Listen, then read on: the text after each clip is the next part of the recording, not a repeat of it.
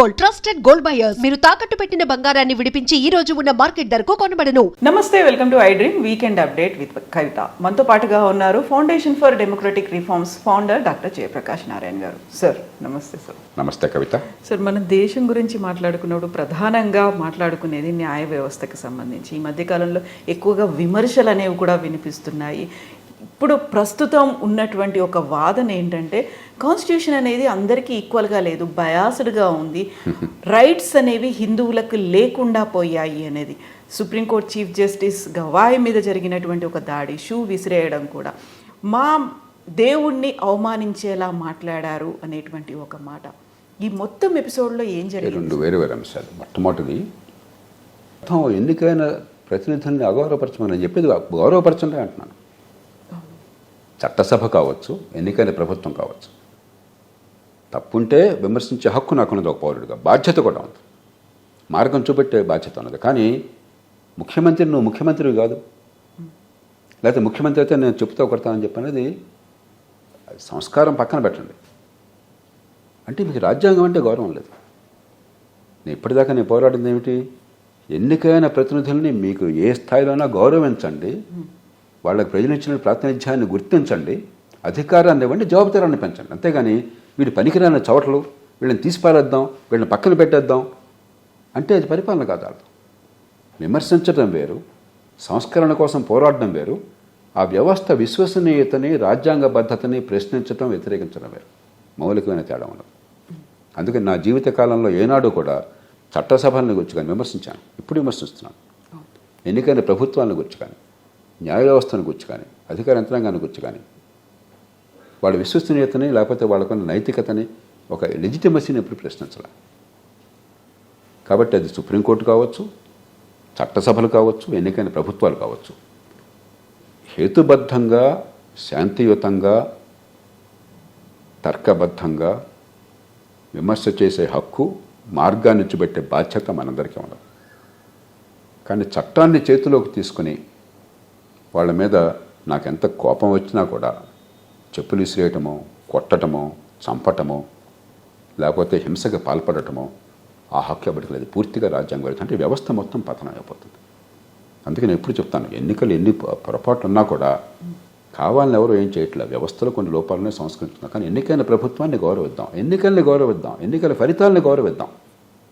మంచికో చెడుకో గొప్పవాళ్ళని అనుకుంటారు, మీరు అనుకుంటా, నేను అనుకోవట్లా. ఉన్నవాళ్ళు అందరూ గొప్పవాళ్ళే వచ్చారని కాదు, కానీ ఎవరు వచ్చినా కూడా ప్రజల మన్నన పొందారు. అది ప్రజాస్వామ్యం. దాన్ని గౌరవించండి. దాన్ని ఎలా మరింత బాగు చేయాలో మరి ప్రయత్నం చేద్దాం, కానీ దాన్ని ప్రశ్నించకూడదు. కాబట్టి ఈ దేశంలో ఏమిటంటే, నాకు ఇష్టం పని జరిగిన పని కాకపోతే నేను ఏదైనా ఆయుధం ప్రయోగించవచ్చు అనుకుంటున్నాను. హేతుబద్ధమైన విమర్శ, శాంతియుతమైన నిరసన వేరు, మార్గాన్ని చూపెట్టడం వేరు, చట్టాన్ని చేతిలో తీసుకోవటం, వ్యవస్థ లెజిటిమసీని ప్రశ్నించడం వేరు. అప్పుడు నక్సలైట్కి మీకు తేడా లేదు.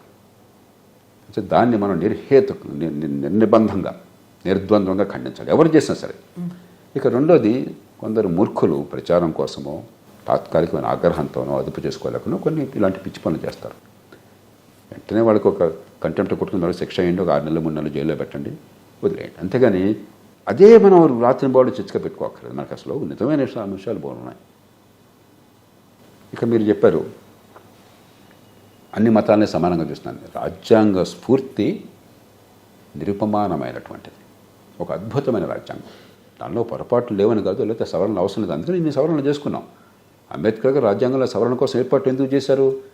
ఈనాడు మనం ఆలోచించిందే శాశ్వతంగా సర్వసమ్మతం కాజాలదు, మారుతున్న అవసరాల కొద్దీ కొన్ని మార్పులు అవసరమవుతాయని గుర్తించేశారు. అదే సమయంలో సుప్రీంకోర్టు ఒక మంచి నిర్ణయం చేసింది. ఏం చేసింది? మీరు రాజ్యాంగాన్ని మార్చవచ్చు, కానీ రాజ్యాంగ స్ఫూర్తినే తీసే శక్తి మీకు లేదని. సుప్రీంకోర్టు చేసిన పొరపాటు ఏమిటంటే, రాజ్యాంగ స్ఫూర్తి అంటే నిర్వచించాల, అంటే ఎప్పుడు ఏదో ఎక్కడ వింటే అక్కడ వెళ్ళి పెట్టే అవకాశాన్ని తీసుకున్నారు. అది తప్పది. కానీ నిర్దిష్టమైన అంశాలు, వయోజన ఓటు హక్కు, అందరికీ సమానమైనటువంటి చట్టం ముందు అందరూ సమానంగా ఉండే ఏర్పాటు, ప్రాథమిక హక్కులు, అధికారాల విభజన, ఫెడరల్ వ్యవస్థ, ఇవన్నీ నిర్నిబంధమైనవి. దీనిలో ఏ రకమైన అభిప్రాయ భేదానికి తావులేదు. అంతకుమించి వీళ్ళు ఎక్కువ పెట్టకూడదు. కానీ రాజ్యాంగ మూల స్వరూపాన్ని మార్చే అవకాశం లేదు. అవసరమైతే మిగతా విషయాలు రాజ్యాంగాన్ని మార్చుకోవచ్చు. అలాంటి నేపథ్యంలో, దేశ విభజన జరిగిన నేపథ్యంలో 1.5 కోటి మంది కాందిశీకులు ఎరగరు శాశ్వతంగా, ఇటు నుంచి అటు అటు నుంచి ఇటు. వాళ్ళు ఏ పాపం ఎరగరు. వాళ్ళ కర్మ కొద్దీ ఒక మతంలో పుట్టారు. మన వాళ్ళు 199 మంది ప్రపంచంలో కానీ, మన దేశంలో కానీ, పాకిస్తాన్లో కానీ ఫలానా మతం కావాలని ఎంచుకుని వెళ్ళిన వాళ్ళు 100కి1 కూడా ఉండరు. కాదంటే చెప్పండి నాకు గణాంకాలు చూసి. 199 మంది పుట్టిందే ఆ మతం, లేకపోతే ఆ కులం పేరు పెట్టేశారంతే. ఆ కారణంగా అకృత్యాలకు గురై 2 పక్కలా కూడా పాపం కాంతిశీకులు అన్నారు. 10-15 లక్షల మంది ప్రాణాలు కోల్పోయారు. ఆ నేపథ్యంలో పాకిస్తాన్లాగా మనం ప్రవర్తించకూడదు. మతం చుట్టూ తిరిగే రాజ్యం కాదు మాది, అన్ని మతాలని సమానంగా చూస్తే అదనపు భరోసా ఇవ్వడం కోసం కొంత పదజాలాన్ని వాడారు. అది మైనారిటీల సంస్కృతి పరిరక్షణ కోసం అని చెప్పి అన్నారు. దాన్ని తర్వాత భాష్యాల్లో పొరపాటు చేశారు. సంస్కృతి పరిరక్షణ వేరు, ఇంజనీరింగ్ కాలేజీ వైద్య కళాశాల వేరు. ఆ విషయంలో ఖచ్చితంగా మనం చేస్తున్నటువంటి తీరు పొరపాటు, రాజ్యాంగం పొరపాటు కాదు. రాజ్యాంగాన్ని అనుభవించుకోవడం పొరపాటు. రాజ్యాంగంలో వాడిన భాష మీ భాషని కానీ మీ సంస్కృతి కానీ పరిరక్షించుకోవడం కోసం అల్పసంఖ్యాక వర్గాలకు ప్రత్యేక హక్కులు ఉన్నాయన్నారు. అలా కాకుండా అల్పసంఖ్యాక అనే పేరు ఉన్నట్టయితే నేను ఏదైనా చేయొచ్చు, నాకు మామూలు చట్టం వర్తించదు అని చెప్పిన దాన్ని మనం ఆ భాష్యాన్ని మనం చెప్పాం, రాజ్యాంగం చెప్పాలి. దాన్ని సవరించాలి, ఆచరణలో సవరించాలి. అప్పుడు ఈ గొడవ ఉండదు. అంతేగాని మన రాజ్యాంగం అందరినీ సమానంగా చూడలేదు అన్నది పొరపాటు వాదన. నేను ఒప్పుకున్నాను. కొన్ని సందర్భాల్లో కొన్ని ప్రత్యేకమైన పరిస్థితులు ఎదురైతే దాన్ని ఎలా చూడాలో సామరస్యంగా మనం పరిష్కారం చేసుకుందాం. కానీ ప్రతిదాన్ని ఓ మతమో ఓ కులమో పేరు పెట్టి గందరగోళం చేయదు. మరో మాట కూడా కొంచెం మీరు అడగపోయినా చెప్తున్నాను. నేను పుట్టింది ఒక హైందవుడిగా నేను అనుకోలే ఏనాడు. కానీ చెప్పాం కదా, ఆ మతాన్ని పాటించేటువంటి కుటుంబంలో పుట్టినప్పుడు మీరు ఆ కుటుంబం మతంగా లెక్కేస్తారు. నన్ను మతం అడిగితే ఎప్పుడు నేను బ్లాంక్ పెట్టేస్తాను. కొందరు ఏ రాసుకుంటారో నాకు తెలియదు. నాకు దేవుడు అనేవాడు, నాకు దేవుడు అనేటువంటి వాడు నమ్మే వాళ్ళందరినీ నేను గౌరవిస్తాను. మీరు? నా వరకు దేవుడు నడలేదు నాకు తెలియదు. నేను సంశయవాదిని. నాది బుద్ధుడి తత్వం. అయితే దేవుడు నడలేదు నాకు తెలీదు. కానీ మనిషి ఉన్నాడు, సమాజం ఉంది, సమస్యలు ఉన్నాయి, పరిష్కారాలు అవసరం, మనిషికి బాధలు ఉన్నాయి, తొలగించడం సాధ్యమైతే చేద్దాం, మనకు ఒక జీవితకాలం ఉందని నమ్మేవాడిని. అగ్నాస్టిక్ అంటాం. కానీ నిజమైనటువంటి ఆధ్యాత్మికతను నేను గౌరవిస్తాను. ఎందుకంటే ఈ దేశం బహుశా ప్రపంచంలో చాలామందికి ఆధ్యాత్మికత అవసరం. ఏది మంచి ఏది చెడు, ఏ మార్గాన్ని ఎంచుకోవాలని చెప్పి నిర్ణయించుకోవడానికి. కానీ లేకపోతే ప్రతి మనిషికి ఎప్పుడో కష్టం ఉంటుంది. ఏదో రకం కష్టమో మానసిక క్లేశం లేని మనిషి ప్రపంచంలో ఉండడు. మీరు కానీ నేను కానీ ఎంత గొప్పవాళ్ళు అయినా సరే ఏదో ఒక బాధ ఉంది. బుద్ధుడు గొడవ అంతా అదే కదా. ఆయన తిరుగుతూ ఉండి చూస్తే ఎక్కడ చూసినా వేదనలో రోగంలో కనిపించినాయి.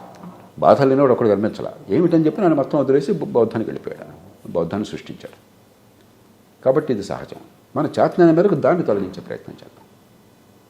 చేతనైన మేరకు అందరికీ సమాజంలో సామరస్యాన్ని పెంచే ప్రయత్నం చేద్దాం. అందరం మేమండి. కానీ చాలామందికి ఆ మతం నుంచి, లేకపోతే మతం కంటే మించిన ఆధ్యాత్మికత నుంచి ఏది మంచి ఏది చెడు మార్గం తెలుస్తుంది. రెండోది, కష్టంలో ఉన్నప్పుడు ఆ దేవుడి మీద ఉన్నటువంటి నమ్మకం వాళ్ళకి భరోసాని ఇస్తాం, ఒక సాంత్వన కలిగిస్తుంది. నాకు ఒక రకంగా నిజంగా అంత భక్తి ఉన్నవాళ్ళు అంటే నాకు అసూయ, ఎంత అదృష్టవంతులు అని చెప్పి. కొన్ని సందర్భాల్లో మనం తట్టుకోలేని కష్టం రావచ్చు. ఆ భక్తి ఉన్న వాళ్ళకి అప్పుడు ఆ దేవుడు ఉన్నాడు, ఆ దేవుడి నిర్ణయం వల్ల జరిగింది చెప్పినది చాలా స్వాంతాన్ని ఇస్తుంది. మీకు ఆ నమ్మిక లేకపోతే మీకు పరిష్కారం దొరకదు. ఒక కుటుంబంలో మీరు ఒక చిన్నారి బిడ్డను కోల్పోయారనుకోండి, అకస్మాత్తుగా ఏమనుకోకండి. దానికి ఏ రకమైన ఊరట, ఎన్ని మాటలు చెప్పినా కూడా ఆ మనిషి, ఆ తల్లిదండ్రులు ఊరట కలుగుతుంది. దేవుడు అలా నిర్ణయం చేశాడు అని పూర్తిగా దైవభక్తి ఉండి దేవుడి మీద భారం వేశారనుకోండి, అది నిజమా కాదా నాకు తెలిసేంత జ్ఞానం నాకు లేదు, కానీ చాలా ఊరటనిస్తుంది. అంచేత నిజమైన ఆధ్యాత్మికత నేను చాలా గౌరవిస్తాను. ఈ నేపథ్యంలో మనం అంతవరకు ఆధ్యాత్మికత ఉంచుతాం. కానీ అంతకు మించి బస్తే మే సవాల్, నీ దేవుడు గొప్ప నా దేవుడు గొప్ప అన్నది మనకొద్దు. హైందవంలో ఉన్న గొప్పతనం ఏమన్నా ఉంటే, ప్రతి మతంలో ప్రతి సాంప్రదాయంలో గొప్పతనం, మనలో ఉన్న గొప్పతనం ఏమన్నా ఉంటే, ఏకం సత్ విప్రా బహుధా వదంత్. సత్యం ఒక్కటే. జ్ఞానులు, ఆలోచనాపరులు, ఋషులు వివిధ రూపాల్లో సత్యాన్ని వెతుక్కుంటారు. ఇది ప్రపంచంలో మరే మతము ఇది చెప్పాల. ప్రపంచంలో చాలా మతాలకి ఇంకో దేవుణ్ణి పూజిస్తే వాళ్ళు ఒప్పుకోరు, ఇంకొక తాత్విక చింతనని పాటిస్తే వాళ్ళు ఒప్పుకోరు. మనకి బుద్ధుడు హిందూ మతం మీద తిరుగుబాటు చేస్తే బుద్ధుని మనం అవతారంగా చేశాం. మహావీర్ జైన్ హిందూ మతంలోని కొన్ని సాంప్రదాయాలను వ్యతిరేకిస్తే ఇవాళ ఎవరన్నా జైనులు హైందవ సంస్థలో భాగంగా అనుకుంటారా? జైనులు కానీ బయట వాళ్ళు కానీ మిగతా వాళ్ళు కానీ ఎవరు అనుకోరు. చైతన్య మహాప్రభు కావచ్చు, బసవేశ్వరుడు కావచ్చు, మరొకళ్ళు కావచ్చు, వివిధ కులాల నుంచి వర్గాల నుంచి వచ్చిన వాళ్ళు కొన్ని వర్గాల ఆధిపత్యాన్ని కాదని చెప్పని అందరికీ సమాన అవకాశం ఇవ్వడం కోసం ఆధ్యాత్మికంగా పోరాడారు. వాళ్ళందరినీ కూడా మన సమాజంలో ఋషులుగా, జ్ఞానులుగా మనం గుర్తించాం. ఇది భారతదేశానికి ఉన్న ప్రత్యేకత. అలాంటి సమాజంలో ఇప్పుడు ఈ వంక తీసుకుని సుప్రీంకోర్టు ప్రధాన న్యాయమూర్తి కొన్ని పెద్ద ఆలోచించకుండా ఒకటి రెండు మాటలను ఉండొచ్చు, అది అనాలోచితంగా ఏదో యథాలాపంగా అన్న మాటలు. దానికి ఇతడి ప్రతిస్పందన ఈ రకంగా గర్హనీయంగా, మరి ఏమనాలి, అన్సివిలైజ్డ్, అనాగరికంగా ఉండొచ్చు. కానీ దీన్ని మీరు సనాతనవాదులు, అగ్రకులాలు, అంబేద్కర్ వాదుల మధ్య పోరాటంగా చేస్తే మిగతావన్నీ మంచి చెడు పక్కన పెట్టేద్దాం. మూర్ఖులారా, ఈ మాట పరుషంగా అంటున్నాను, కావాలంటున్నాను. సమాజాన్ని ఏకం చేసి, కనీసం హైందవ సమాజాన్ని ఏకం చేయటం మీ బాధ్యతగా భావిస్తున్నారా?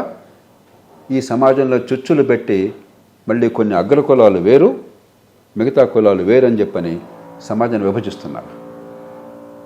ఏం సాధించగలుగుతున్నారు మీరు? హైందవ సమాజం కొన్ని కులాలకే పరిమితమైందనుకుంటే అది హైందవ సమాజంగా నిలవదు. ఏకం సత్ విప్రా బహుధా వదంతి. గతంలో పొరపాట్లు జరిగినాయి కులం పేరుతో. కులాన్ని అధిగమిద్దామన్నటువంటి సంస్కరణవాదం ఈ దేశంలో చాలామందిలో ఉన్నది, చాలా సంస్థల్లో ఉన్నది, గట్టి పోరాటం చేస్తున్నారు. దానికి మీరు నిలబడి అందరినీ కలిపితే మీరు అనుకున్న సంస్కృతికి భవిష్యత్తు ఉంది, లేకపోతే ఆ సంస్కృతి మంట కలిసిపోతుంది. ఈ మాటని స్పష్టంగా చెప్పాలి. నేను సోషల్ మీడియాలో చూస్తుంటే చాలా విచిత్రంగా ఉన్నది. సమస్య ఒకటైతే మీరు ఇంకో దాన్ని తీసుకెళ్ళి అంబేద్కర్ రైట్లు, సనాతనవాదులు, ఎంత మూర్ఖులు మీరంతా మాట్లాడేది. ఏం మాట్లాడుతున్నారు? నిజంగా మీరు కనుక హైందవ సమాజం బాగుండాలన్న కోరిక మీకు ఉన్నట్టయితే మీరు నమ్ముతున్నారు కదా. నేను చెప్పాను, నా నమ్మకం ఏంటి నేను చెప్పేశాను. దానిలో ఉన్న గొప్పతనాన్ని గుర్తించి అందరినీ కలిపి ఏర్పాటు చేయకుండా గతంలో ఉన్న మూర్ఖ విభజనలు కొనసాగించే ప్రయత్నం చేస్తే మీ వేళ్లతో మీ కళ్ళు పొడుచుకుంటున్నారు, మీ ముక్కు మీరు నరుక్కుంటున్నారు, మీ కాళ్ళు మీరు నరుక్కుంటున్నారు. అంతకంటే మూర్ఖత్వం మరొకలేదు. ఇప్పుడు సీజే మీద షూతో దాడి చేయడం కూడా దైవ నిర్ణయంగా చెప్తున్నటువంటి వాళ్ళకి ఏం చెప్తారు? ఇక చెప్పాను కదా, అంతకంటే ఎక్కువ అక్కర్లేదు. ఇప్పటికే చెప్పాల్సింది గట్టిగా చెప్పాను. ఇది పరిష్కారం కానే కాదు, అంతకంటే మూర్ఖత్వం లేదు. దాన్ని మనం నిర్ద్వంద్వంగా, అసలు హింస ఏ రూపంలో ఎక్కడ ఎందుకు ఎప్పుడు వచ్చినా కూడా హింసకి వెనకాల కారణాలు వెతికే అవసరం లేదు. అలా అయితే టెర్రరిస్టులందరినీ మనం ఒప్పుకోవాలి. ప్రతి టెర్రరిస్ట్ కూడా వాడు కారణం చెప్తాడు. హమాసు మీరు అక్కడ కూచకొత్తకు వచ్చినప్పుడు ఇజ్రాయెల్లో వాడు కారణం చెప్తాడు. మన పుల్వామాలో అటాక్ అయినప్పుడు మరి దారుణంగా అమాయకులను చంపినప్పుడు వాడు కారణం చెప్తాడు. హింసకి పాల్పడడానికి కారణాన్ని వెతికి పాపం ఈ కారణంగా చేశాడు అనగానే ప్రపంచంలో శాంతికి, ప్రపంచంలో భద్రతకి అవకాశం లేకుండా చేశారు. అరాచకత్వానికి దారితీశారు, హింసకు దారితీశారు. కాబట్టి దాన్ని ఏ పరిస్థితి ఆలోచించే మనుషులు ఎవరు కూడా దాన్ని పొరపాటును ఒప్పుకోకూడదు. ఒకవేళ నిజంగా ప్రధాన న్యాయమూర్తితో మరొకళ్ళు కొన్ని చేయకూడని తప్పులు చేశారు అనుకున్న వాదన కోసం, అయినా కూడా అది మార్గం కాదు. ఈ తప్పు ఇలా జరిగింది, ఇది విమర్శించండి, మార్గం చూపెట్టండి. నేను చెప్పిన మాటలు కొందరికి ఇష్టం ఉండకపోవచ్చు, ఖచ్చితంగా నేను కొంచెం పరుషంగా చెప్పాను, కొందరికి ఇష్టం ఉండకపోవచ్చు. ఏం జేపీ గారి మాట్లాడతాడు అంత తెలుస్తా అని చెప్పి నేను హింసకు వస్తే బయట అంతే. నేను గొండాల రాజ్యం ఇది, బడుతున్నాడు బర్రె. ఇంకా రాజ్యం ఎందుకు, రాజ్యాంగం ఎందుకు? హింసకు పాల్పడ్డాక రాజ్యాంగం గురించి మాట్లాడే హక్కు మీకు ఎక్కడుంది అసలు? రాజ్యాంగము ఓటు ఇంటి ఉద్దేశం ఏంటి? శాంతియుతంగా మన సమస్యల పరిష్కారం చేసుకోవడం, ఏకాభిప్రాయాన్ని సాధించడం. నక్సలైట్లు ఏమంటున్నారు, మావోయిస్టులు ఏమంటున్నారు, ఇదంతా మేము ఒప్పుకోం కాబట్టి హింసకు పాల్పడతాం అంటున్నారు. మంచి వచ్చాడో వాళ్ళ సిద్ధాంతం హింసకు పాల్పడమంటుంది. మీ సిద్ధాంతం రాజ్యాంగం మీరు చెప్తున్నారు, ప్రజాస్వామ్యం మీరు చెప్తున్నారు. మీరు అదో ఇదో తెలుసుకోండి, అంతేగాని ఇది రెండు కావాలని బాగుంది. రెండు ఉండవు, ఒకటే ఉంటుంది. మీరు హింసకు పాల్పడతాం అది మార్గం అనుకుంటే ఈ దేశం చూసుకుంటుంది ఏం చేయాలి మిమ్మల్ని, అంతేగాని రెండు కావాలని మాకండి. అవగాలు బాగోగాలంటే సాధ్యం కాదు. Thank you so much sir. Thank you sir.